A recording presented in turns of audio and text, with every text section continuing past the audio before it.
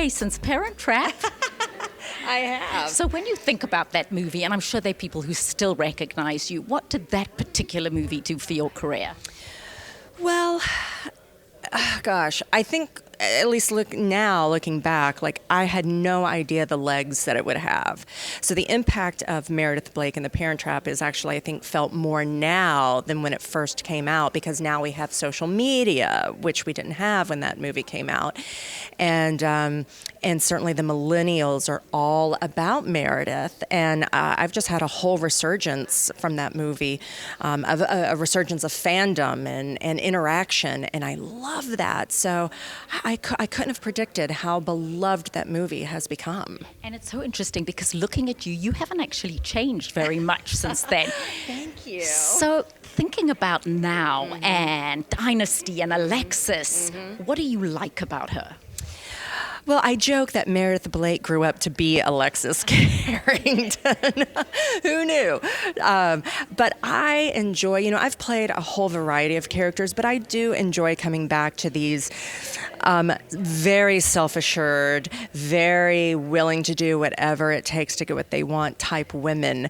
And Alexis certainly is that. She is the more adult, more grown-up version of Meredith Blake.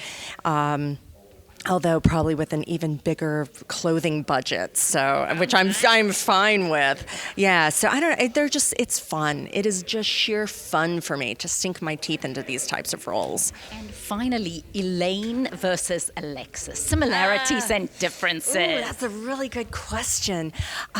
Alexis ferociously loves her family. Elaine ferociously loves her family. Alexis will fight for what she believes in and what she wants. Elaine will do the same. Some of the differences is how we go about that. So Alexis is far more manipulative, conniving, kind of doesn't care what happens, where I very much care what happens, and I try to do right in the world. So that's probably where the differences lie.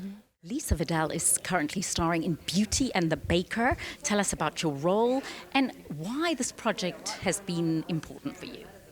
Well, it's the baker and the beauty, and the reason it's important to me is because it's a beautiful love story about a baker and a beauty and his family.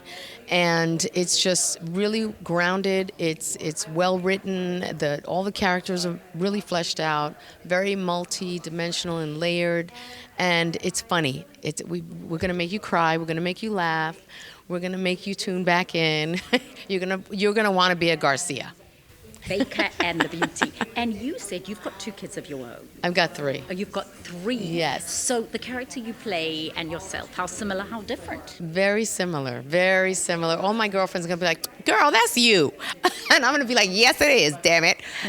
I enjoy playing this character because I feel like I have the opportunity to bring my essence of motherhood and being a wife and being a working woman and being a confident Latina in the world. And I'm getting to just play all these great layers and deal with real life issues with the family. And I know what that is, because I live it every day. So it's a fun character for me. And my last question is people who recognize themselves in you, last bit of advice or guidance. Oh my goodness. I would say, you know what? Confidence, believe in yourself. You're a rock star, be who you are, and live life to the fullest. Tell us about your role in Cherish the Day and why you decided it was a good project for you. But yeah, it's an anthology series for OWN. It's Ava DuVernay's new show, and it tracks one couple and on their journey to love and on their journey through love. My character is the woman in the couple. She's Gently James. She's a free spirit. And the guy who she's with is Evan Fisher, and he's like a tech guy, and he's kind of like by the rules, by the book. And so when they meet, they challenge each other, and they become, I guess, different people. They kind of challenge each other to grow into better people.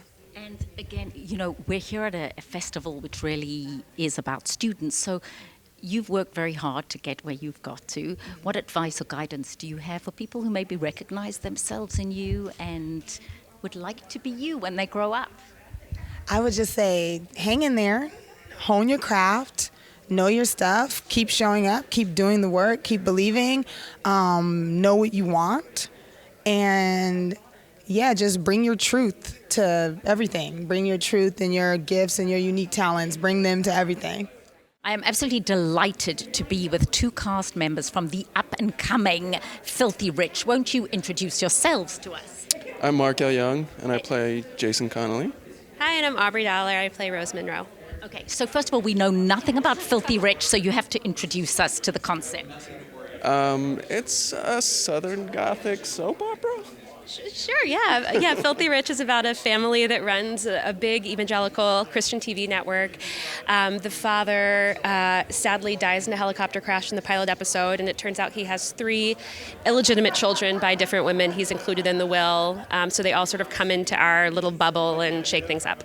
And of course, Margaret, the mother, is played by Kim Cantrall, and you play the horrors of stepchildren. Not stepchildren, in fact, unknown children that she didn't even know existed.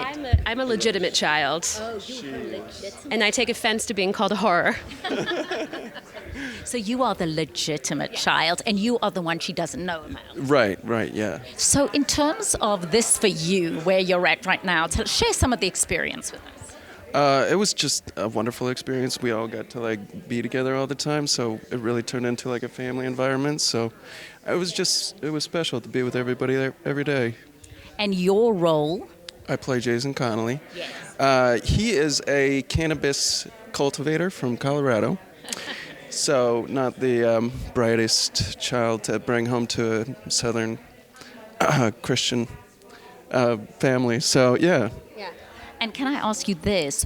What is your relationship like with each other? Well, I can't speak to the series, but he kisses me in the pilot episode, and I believe him to be my half-brother, so that's rather shocking. Do we have to watch it to see what happens there? I think so. Yeah. Okay, so all being well, we'll be seeing a lot more of the two of you. It's Filthy Rich. It's coming to Fox in May, and here are two of the awesome cast members who are going to introduce themselves. Hi, I'm Melia Kreiling, and I play Ginger Sweet. Hi, I'm Benjamin Levy Aguilar, and I play Antonio Rivera. And you see these two people, they're somewhat familiar, but just wait till a couple of months, they're going to be household names. So tell us about your role in Filthy Rich. What is she and who is she? Ginger Sweet is one of 3 illegitimate children. She finds out that she's inheriting a lot of money. She has nothing. And she's excited to come and get it. And she clashes a lot with the matriarch of the Monroe family, Margaret Monroe. And why should we watch the show? Oh, it's exciting, it's funny, it's dramatic, it's intense, and yeah, it's just... And what are you doing while you wait for season 1 to air and decide if there's a season 2? Well, we keep working, we keep auditioning, and we have, just time to get better, I guess. Yeah, that's pretty much it. And thank you so much for joining us. And may Filthy Rich become as famous as Friends. Kim Cantrall needs no introduction, and neither does Tate Taylor, but we are working on Filthy Rich. Season 1 has just come out. Filthy Rich. Yes, or it could be Filthy Rich, but Yes. it's both. Oh, I like that too. So Margaret Monroe, what are we going to see about Kim Cantrall that we have never seen before? And Margaret Monroe. Yes. Well, I think there's a vulnerability. I think people have seen me play a lot of very strong women who have that most feminine of qualities, balls. Right. Here you see you see that strength and you see that power, you see that control, but you also see a vulnerability of how much everything means to her. Tate Taylor, you've worked with many wonderful actresses. What are you most excited that we are going to see in this awesome woman? She rides a horse. It's pretty cool. Is it your first? Is your first horse? Damn. No, just the fun, and her playing a Southern belle is really fun. I told Kim that the first conversation. I said, to have you play a Southern belle is just chocolate. And of course, that accent in Filthy Rich. Louisiana accent. The Louisiana accent. You have to do a little, if you can. Oh, well, I don't know what you're talking about. Okay. You want me to do it now just to the camera? slightly. Oh, well, hello. Aru, I want to make a roux. How to make a roux. Before every take, I would do my little sing-song in my head so I could get into not just character, but also in the accent. And then one of the episodes, some of that dialogue made it to the screen. Now, Margaret Monroe is quite a complex character. You sort of hate her and love her. What do you like about her? What do I like about her? Her honesty. She really is honest. It might be wrapped up in a little bit of candy wrapper, but she doesn't pretend to be anything other than she truly is. And is Kim Cattrall like that? I think so. I don't have to. Well, my situation is a lot calmer than Margaret's is on a daily basis. I don't run a network or anything like that. But I think that there's something that I understand about her, and I feel she's a woman in her 60s, and she's heartbroken because her husband has so let her down. Her life has so let her down. She came up at a time where women had a really tough to get ahead, to stay ahead. And it's still kind of like that because most women, in television especially, they have a sell-by date. And Margaret is defying that on her own terms. As is Kim Cattrall. Now, Tate, you've worked on The Help and, of course, Girl on a Train. What are you excited about with Filthy Rich? I'm most excited about, I'm looking at it as a 10-hour movie. In films, you're limited to it, hopefully 2.5 hours. And to get to play with that much range, to really let the characters breathe is really fulfilling. And last thing, what don't we know about Kim Cattrall? I can't tell you that. And what don't we know about Tate Taylor? What's your biggest surprise about this man? Well, there's not, I kind of thought, we both love to cook, and we both love to eat. He has threatened to make me an incredible meal, but we have not had time to do that.